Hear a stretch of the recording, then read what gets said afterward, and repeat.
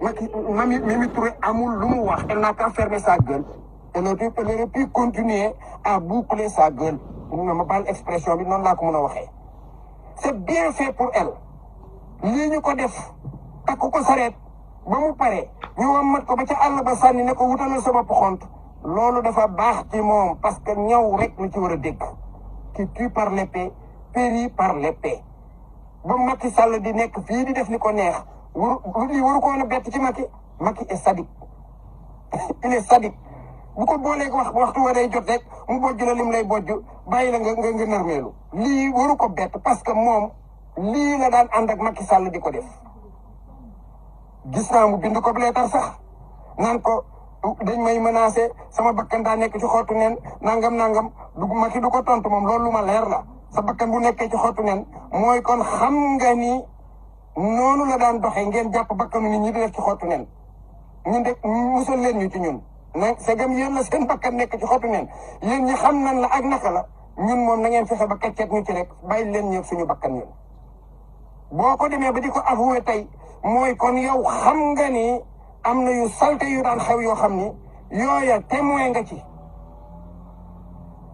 yow loo fi nekkul fii soo doon gor sax doo ñaxtu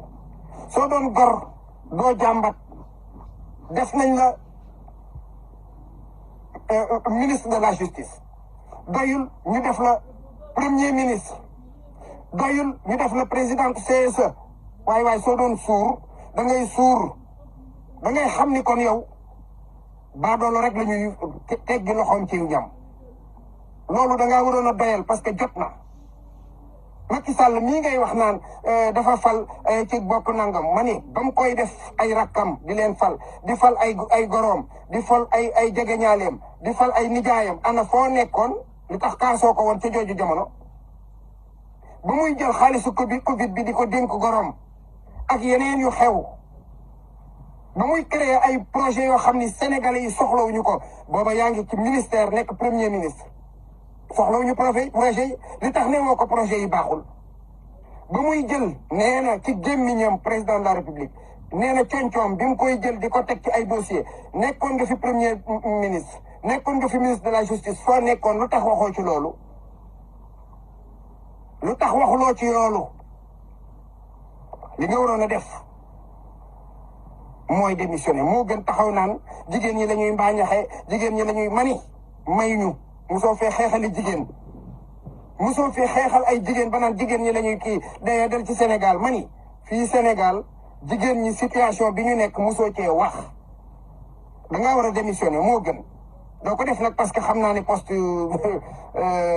weteñ daa neex poste weteñ dafa neex di manque deretu askan wi te defoo tous loolu moom ku ko jox doo bàyyi waxu troisième mandat bi nag dama yaakaar ne Sénégal yi aussi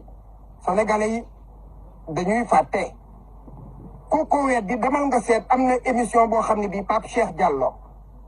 ak Pape Djibril Fall ak ñetti collègue ñoom ñoo toog ak Mimi ñuy waxtaan Pape Djibril Fall ci biir wax ja daa bari bu ngeen ko dégluwul bu baax du ngeen ko dégg mu ne Sénégal président nee na pare na ci mu ne ko déedéet waxul loolu déglu leen vidéo bi bu baax parce que ñemewul dëggal la Pape Djibril Fall wax waxul loolu nee na pare na ci boobu déglu leen vidéo bi kon bu taxawee tey jii naan Macky Sall pare na ci waaw pare na ci xanaa parewu ci woon ba mu la neexee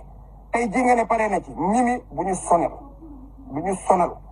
demal nga jooyi feneen te bu ko jooyee ci biir Sénégal gii parce que yow ba muy neex sa boor kenn déggu la kenn gisu la bu naqaree sa boor toogal nga dékku ko kenn du la xeexal loolu moom bi nga xam ko xeex bi sa xeexu bopp lay doon bu ko defee bokk yi ñu yemale kàddu yi fii ba beneen asalaamaaleykum wa rahmatullahi taala wa barakaatu